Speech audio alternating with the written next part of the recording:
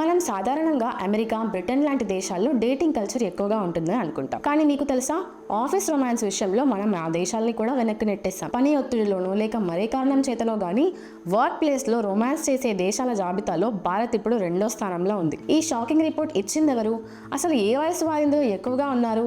ఈ రోజు మనం ఈ క్రేజీ సర్వే రిపోర్ట్ గురించి తెలుసుకుందాం. కెనడాకు చెందిన ఆస్లే మ్యాడిసన్ అనే సంస్థ ఈ సర్వేను నిర్వహించింది. అయితే ఈ సంస్థ ప్రధానంగా extra marital affairs and dating services అందిస్తుంది. వీరి సర్వే ప్రకారం ఆఫీస్ రొమాన్స్ లో మెక్సికో మొదటి స్థానంలో ఉండగా ఇండియా 2వ స్థానంలో నిలిచింది. ఆశ్చర్యకరంగా మనం అమెరికా, యూకే మరియు కెనడా వంటి దేశాలని కూడా వెనక్కి నెట్టేశాం. అంటే మన దేశంలో వర్క్ కల్చర్ తో పాటు పర్సనల్ రిలేషన్స్ కూడా ఆఫీస్ లోనే ఎక్కువగా మొదలవుతున్నాయని అర్థం. ఈ సర్వేలో మరో ఆసక్తికరమైన విషయం బయటపడింది.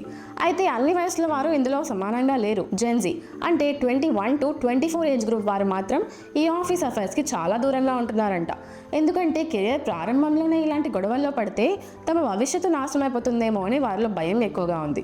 మరి మిల్లెనియల్స్ అండ్ అదర్స్ అంటే 25 to 45 ఏ వయసు వారు మాత్రం ఆఫీస్ రొమాన్స్ లో యాక్టివ్ గా ఉంటున్నారంట. వీరు జీవితంలో కొంత స్థిరపడడం లేదా పని ఒత్తిడి వల్ల సహచరులతో ఎక్కువ సమయం గడపడం దీనికి కారణం కావచ్చు. అసలు ఆఫీసుల్లోనే ఈ అఫైర్స్ ఎందుకు పెరుగుతున్నాయి అంటే దీనికి ఈ సర్వే మరో బలమైన కారణం చూపిస్తోంది. నేటి కాలంలో చాలా మంది 16 నుంచి 18 గంటలు పనిచేస్తున్నారు. ఇంత ఎక్కువ సమయం ఆఫీస్ లోనే గడపడం వల్ల వారికి ఇల్లు ఏది, ఆఫీస్ ఏదని కూడా తెలియడం లేదు. కుటుంబ సభ్యుల కంటే కూడా ఆఫీస్ కొలీగ్స్ తోనే ఎక్కువ సమయం గడపడం వల్ల వారి మధ్య సాన్నిహిత్యం పెరిగి అది రొమాన్స్ కి దారితీస్తుంది. పని ఒత్తిడిని పంచుకునే క్రమంలో ఏర్పడే ఈ బంధాలు రిలేషన్షిప్స్ గా మారుతున్నాయి. అయితే ఆఫీస్ అనేది పని చేసే చోటు, కానీ మనుషులు ఉన్న చోట భావోద్వేగాలు ఉండడం సహజమే. అయితే అది వృత్తిపరమైన ఎదుగుదలకు ఆటంకం కాకూడదు. ఈ సర్వే రిపోర్ట్ పై మీ అభిప్రాయం ఏంటి? నిజంగానే మన దేశంలో ఆఫీస్ రొమాన్స్ పెరిగిందా లేదా పని ఒత్తిడి దానికి కారణమా?